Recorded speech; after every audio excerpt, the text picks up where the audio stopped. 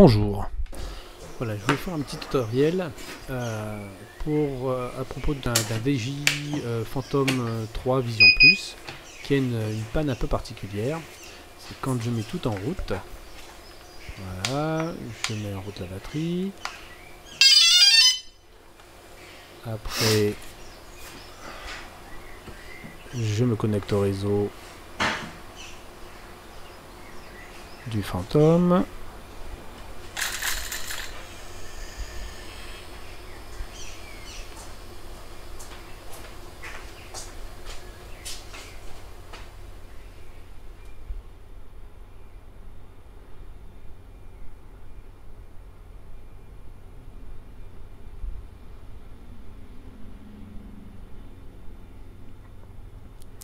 Une fois que je suis connecté au Phantom, au réseau, après je vais dans l'application.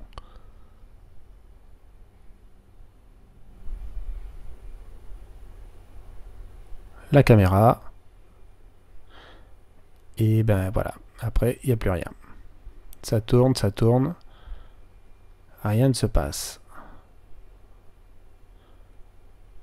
Donc je sais pas si vous avez déjà eu ce genre de problème. J'ai cherché après sur tous les forums un peu comment faire pour résoudre ce problème.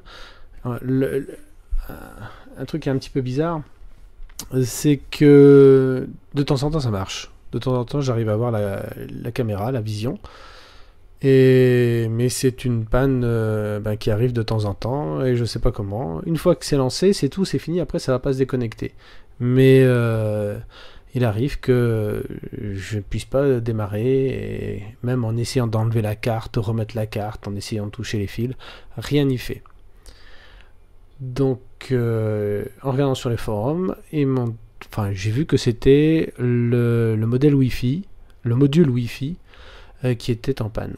Alors, qui est par un système de surchauffe. Et donc, j'ai essayé de le changer. J'ai commandé ça chez Ali, une boîte à Hong Kong qui avait vraiment de très bons échos. J'ai reçu ça très rapidement, enfin pour moi. J'ai commandé lundi, j'ai reçu ça jeudi.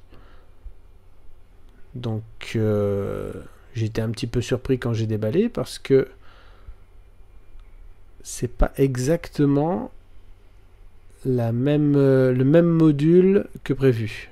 Vous allez voir, ils ont fait une petite amélioration en fait. Je pense que DJ a été prévenu de ce problème et ils ont fait une correction. Et maintenant les modules sont perforés. Alors que le module original n'est pas perforé. Vous verrez tout à l'heure. Et donc ça permet une meilleure évacuation de la chaleur. Et je pense que ça devrait tenir beaucoup plus longtemps. C'est livré également, comme vous avez remarqué, avec deux petits autocollants avec des QR codes. Ça, ce sera très important par la suite pour l'appairage. Alors là, il faut enlever les vis. Donc d'abord, les 4 vis cruciformes aux 4 coins sur chaque pale. Et ensuite, les vis, deux autres vis peintes à l'aube. Pas les 4 petits qui tiennent le moteur, ça vous les laissez. Mais sur chaque pale, sur chaque branche, vous avez deux petits vis là. Voilà. Donc, bon, je fais un peu accélérer parce que ça sert à rien de voir comment j'ai galéré. En fait, je ne vais pas galérer pour cela, mais vous allez voir que j'ai oublié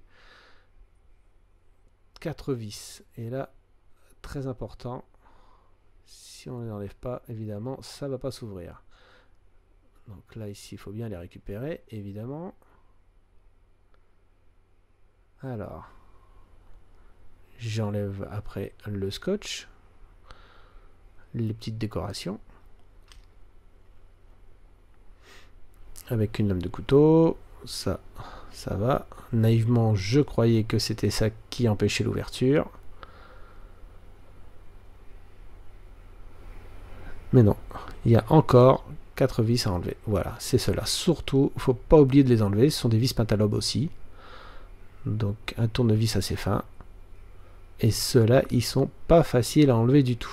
Alors, il y a une solution simple, ce serait d'enlever les pieds. Mais bon, on peut y arriver quand même sans. Une fois que vous avez enlevé les 4, c'est beaucoup plus simple pour ouvrir. Mais là, c'est vrai que c'était la partie la plus délicate du démontage.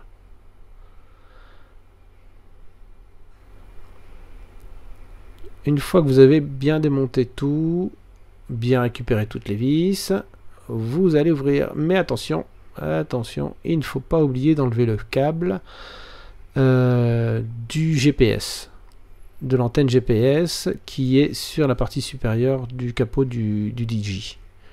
Donc, bon, ça s'enlève facilement, il n'y a pas de colle, il n'y a pas de vis à enlever, hein, vous déclipsez simplement. Une fois que c'est enlevé, vous remettez le tout.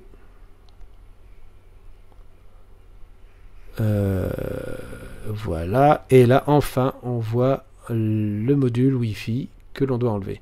Donc vous remarquez bien que il n'y a plus les trous.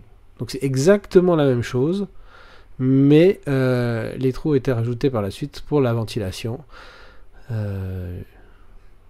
Bon, le mien a tenu quand même 2 ans hein, avant de craquer, mais je pense que le problème a été connu. Donc là, ici, après, vous enlevez les petites vis sur le côté. Bon, ça se fait assez facilement. Essayez de pas trop forcer. Si vous n'y arrivez pas, prenez une pince et pour enlever par la petite attache par en dessous. Non, faut pas prendre sur le côté. Non, il faut essayer de l'autre côté. Non, ça marchera pas. Voilà, comme ça ira beaucoup mieux. Et là, ça va tout seul. Après, vous avez les 2 antennes sur le côté. Voilà, ça s'enlève très facilement. Surtout, ne pas forcer. Il y a un petit clic. Donc, 1 et 2. Après, vous pouvez enlever la vis. Il y a une petite vis cruciforme sur le côté.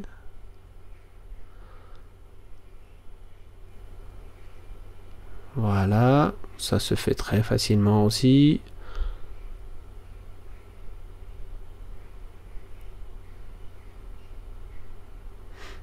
Une fois que c'est terminé, là c'est la partie un peu délicate.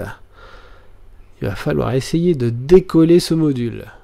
Alors c'est pas grand chose, c'est un scotch double face, mais il tient bien. Et il ne faut pas endommager évidemment les pièces en dessous. Parce qu'en dessous il y a une antenne, une carte, un circuit imprimé. Donc on voit que ça décolle, super, c'est très bien. Mais après on galère pas possible pour essayer d'enlever cette colle. Voilà. Bon, une fois qu'on a réussi, toujours tout doucement, je vous déconseille de prendre des couteaux, des choses comme ça. Vaut mieux y aller, essayer de l'enlever proprement. N'oubliez pas d'enlever le connecteur sur le côté. De toute façon, si vous l'enlevez, il vous rappellera à l'ordre. Il vous dira, vous verrez très bien que vous ne pourrez pas l'enlever complètement. Et après, il n'y a rien de plus simple. Vous enlevez la protection en plastique. On peut très bien remettre une... Voilà, on enlève la protection en plastique en dessous. On dégage un petit peu les câbles sur le côté. Voilà, ça c'est un peu embêtant. Donc il ne faut pas qu'il soit coincé. Super. Essayez de bien aligner le trou avec la partie pour laquelle on met la vis. Hein. Voilà, on rebranche les antennes sur le côté, le petit clic. Voilà. On vérifie que le code c'est bien le même que sur sur l'autocollant. On remonte le tout.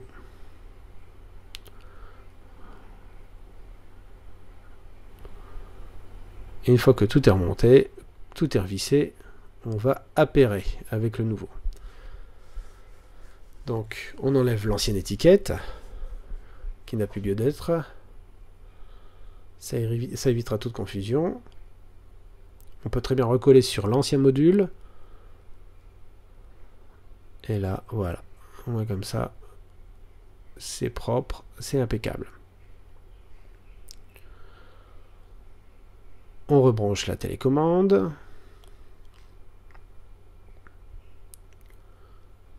Faut pas oublier de remettre une batterie, évidemment. Alors, là, on branche le transmetteur Wi-Fi, la télécommande et le DJ. On prend une petite pointe et on appuie sur le côté du module Wi-Fi quelques secondes, simplement pour éteindre la LED. Une fois que la LED est éteinte, voilà, vous voyez, l'une des deux LED. Une fois que la LED est éteinte, il est prêt à s'appairer. Donc là, ici, on prend le Wi-Fi, le téléphone, le smartphone. On va chercher, bien sûr, la connexion. Toujours pareil, Wi-Fi, fantôme. Ouais, désolé, j'ai des gros doigts, ça passe pas. Voilà. Non, encore raté. Voilà, fantôme. Une fois que tout est branché, appairé. Et si je passe sur le bon, voilà, ça ira beaucoup mieux. On passe dans l'application DJ.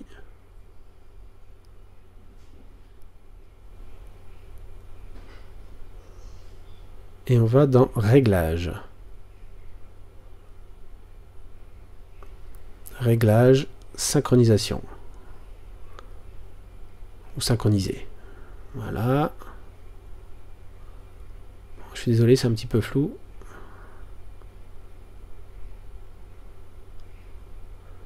Une fois qu'on est arrivé à synchroniser, on fait dans la nouvelle adresse, donc en bas, adresse MAC. Il y a possibilité aussi de scanner le QR code, mais bon, c'est aussi rapide, je pense, de prendre les codes alphanumériques. Donc on recopie le code qui est en dessous. Il y a déjà une partie qui est déjà préécrit.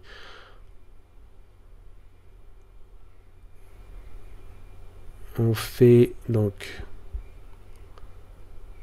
les 3 séries de chiffres ou lettres. On valide en haut à droite. On revalide en haut à droite. Il va rechercher. Alors j'ai essayé de refaire tout de suite après, de voir un petit peu les réglages. Ça marche pas tout de suite. Il n'arrive pas à retrouver.